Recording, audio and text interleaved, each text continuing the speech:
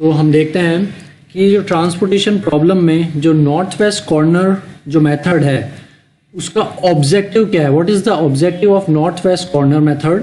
तो इसका जो ऑब्जेक्टिव है वो होता है to minimize the cost, cost को मिनिमाइज करना ही ऑब्जेक्टिव होता है कि हमारे प्रोजेक्ट की कॉस्ट जो है वो सबसे कम आए, जो भी डिमांड एंड सप्लाई हो रही है उसकी कॉस्ट मिनिमम हो, सबसे कम कॉस्ट जो होगी वही कंपनी के लिए क्या होगा, फ्रूटफुल होगा। तो कंपनी क्या कर सकेगी, ज़्यादा से ज़्यादा प्रॉफिट कर सकेगी।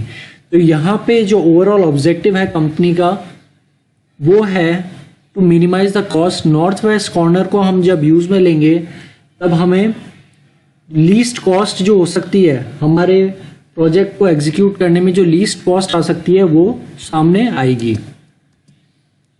तो सबसे पहला जो स्टेप 1 है वो क्या है, to check whether the given problem is a balanced problem और अनबैलेंस्ड प्रॉब्लम। हमें ये देखना होगा कि हमारी जो प्रॉब्लम है वो बैलेंस्ड प्रॉब्लम है या अनबैलेंस्ड प्रॉब्लम है। बैलेंस्ड प्रॉब्लम का मतलब मेरे और दूसरे वीडियो में समझा रखा है, आप जाके चेकआउट कर सकते हैं। यहाँ पे ये क्वेश्चन हमने अनबैलेंस्ड प्रॉब्लम का बनाया है जहाँ पे demand is not equal to supply.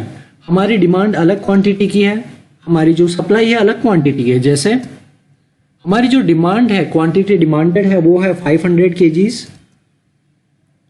Supply जो है वो 750 kgs की है। या फिर vice versa, quantity demanded 750 kgs की है या फिर क्वांटिटी सप्लाइड जो है वो केवल 500 kgs की है। तो ये एक अनबैलेंस्ड ट्रांसपोर्टेशन प्रॉब्लम है where the quantity demanded is not equal to quantity supplied. तो अब इस एग्जांपल में हमारे पास ये है डिपार्टमेंट, हमने यहाँ पे एक डमी इंट्रोड्यूस की है क्योंकि यहाँ पे हमारी जो डिमांड थी वो क्या थी, कम थी। तो हमने डमी इंट्रोड्यूस किया है। यहाँ पे डिमांड का टोटल 6 + 4 + 5 + 6 = 21।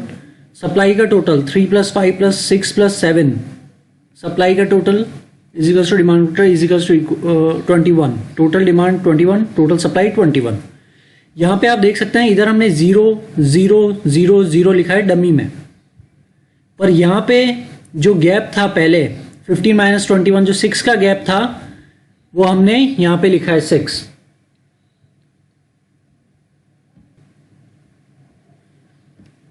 तो आप देख सकते हैं यहाँ पे जो डमी में 0 0 लिखा है हमने सप्लाई के आगे, पर यहाँ पे जो डिफरेंस आया था 15 - 21 पहले, यहाँ पे हमने क्या लिखा है, डिफरेंस लिखा है डिमांड में। अब वही देखेंगे हम नॉर्थ वेस्ट कॉर्नर ढूंढेंगे। इसमें मैं इस एरिया को हाईलाइट कर देता हूँ जहाँ पे हम नॉर्थ वेस्ट कॉर्नर ढूंढेंगे। तो हमने यहाँ पे हाईलाइट कर दिया है। अब हमें यहाँ पे नॉर्थ वेस्ट कॉर्नर ढूंढना है। तो नॉर्थ वेस्ट कॉर्नर क्या होगा, ये वाला कॉलम नॉर्थ वेस्ट कॉर्नर कहलाएगा। अब हमें देखना है यहाँ पे हमारी सप्लाई कितनी है, 3 है, डिमांड कितनी है, 6 है इस ब्लॉक में।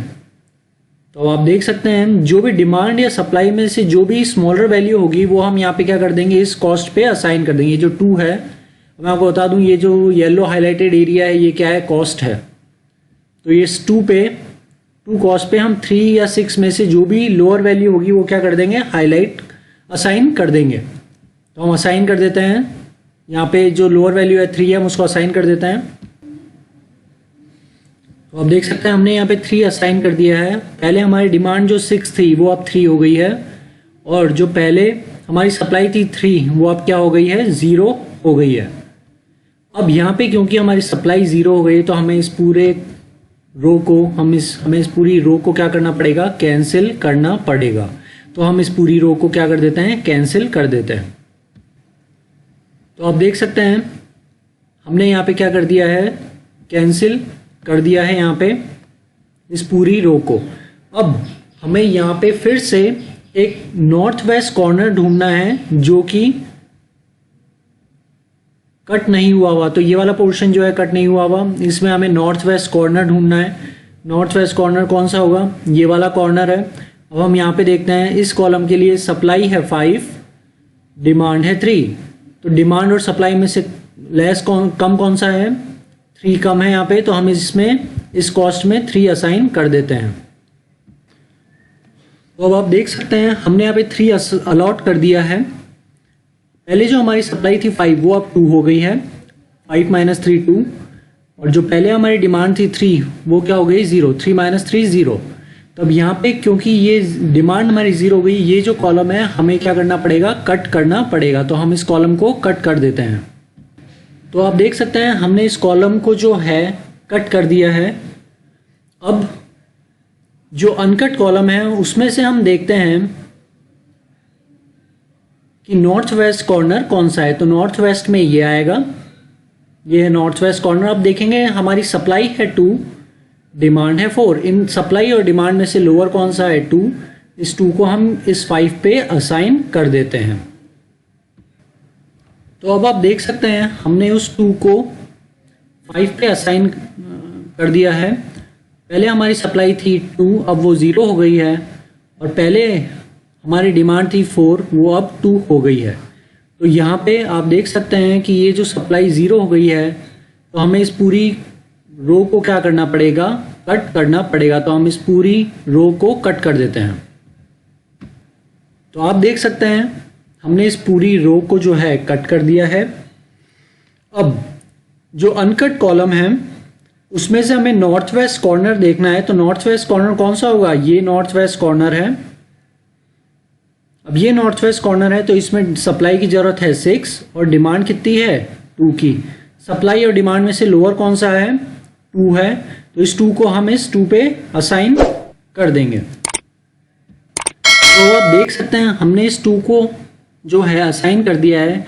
हमारी जो पहले डिमांड थी 2 की वो अब 0 हो गई है, और जो हमारी सप्लाई थी 6 की वो अब 4 हो गई है, 6 - 2 4।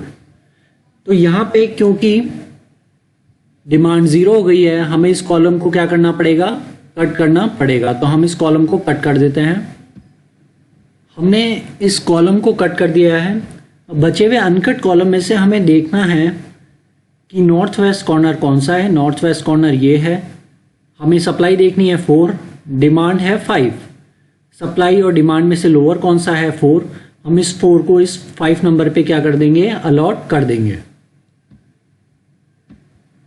तो आप देख सकते हैं हमने इस 4 को यहाँ पे इस 5 पे अलॉट कर दिया है।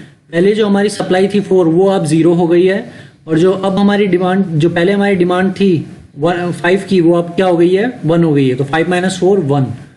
आप देख सकते हैं यहाँ पे क्योंकि हमारी सप्लाई जो है वो क्या हो गई 0 हो गई, तो हमें इस पूरे कॉलम को क्या करना पड़ेगा, कट करना पड़ेगा।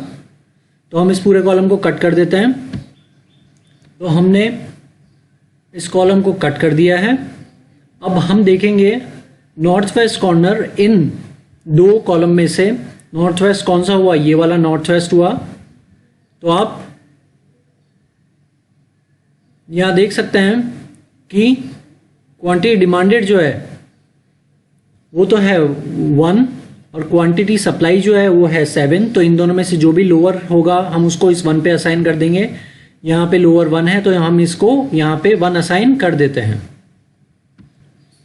तो अब आप देख सकते हैं कि हमने यहाँ पे 1 को अलॉट कर दिया है। पहले जो हमारी सप्लाई थी 7 वो अब हो गई है 6, 7 - 1 = 6। और पहले जो हमारी डिमांड थी 1 वो अब क्या हो गई है 0, तो 1 - 1 0 हो गई है। अब यहाँ पे ये कॉलम क्या हो गया है 0 हो गया है, तो हमें इस कॉलम को क्या करना पड़ेगा, क्रॉस करना पड़ेगा। हम इस कॉलम को क्रॉस कर देते हैं। अब आप देख सकते हैं हमने यहाँ पे क्रॉस कर दिया है। अब हमारे पास केवल एक ही कॉलम है 0। अब आप देख सकते हैं यहाँ पे हमारी क्वांटिटी जो सप्लाई है वो तो है 6, और क्वांटिटी जो डिमांडेड है वो क्या है, वो भी 6 है। तो अब हम इस 6 को यहाँ पे अलॉट कर देते हैं। तो अब आप देख सकते हैं हमने इस 6 को यहाँ पे अलॉट कर दिया है। जो सप्लाई हमारी पहले 6 थी वो अब 0 हो गई है, जो डिमांड हमारी पहले 6 थी वो अब क्या हो गई है 0 हो गई है। तो इस तरीके से हमने अलोकेट कर दिया है नॉर्थ वेस्ट कॉर्नर में। अब हम ये जो अलोकेशन है वो उसे नोट कर लेते हैं। 6 × 2, 3 × 2, 3 × 7, 2 × 5, 2 × 2, 4 × 5, 1 × 1 और 6 × 0 हम इसको नोट कर लेंगे, और इनका जो मल्टीप्लाई होके जो टोटल आएगा वही क्या होगा, लीस्ट कॉस्ट होगा। तो हम इसको पहले नोट कर लेते हैं। तो अब आप यहाँ पे देख सकते हैं कि हमने वही फिगर यहाँ पे नोट कर लिए हैं, 3 into 2, 3 into 7, 2 into 5, 2 into 2, 4 into 5, 1 into 1 और 6 इंटू 0। तो अब आप देख सकते हैं यहाँ भी वही फिगर है, 3 into 2, 3 into 7, 2 into 5, 2 into 2, 4 into 5, 1 into 1 और 6 इंटू 0। यहाँ पे हमने इसको लिख के मल्टीप्लाई कर लिया है और इनका जो टोटल आया है 6 into 6 plus 21 plus 10 plus 4 plus 20 plus 1 plus 0 is equals to 62। तो मिनिमम जो ट्रांसपोर्टेशन कॉस्ट आई है वो आई है 62। तो ये एक एग्जांपल था नॉर्थ वेस्ट कॉर्नर का अनबैलेंस्ड ट्रांसपोर्टेशन प्रॉब्लम जो थी, हमने सॉल्व किया था एग्जांपल जिसमें हमने डमी इंट्रोड्यूस किया था। तो आपको ये वीडियो अगर पसंद आया तो आप इस हमारे चैनल को सब्सक्राइब कर सकते हैं। Thank you.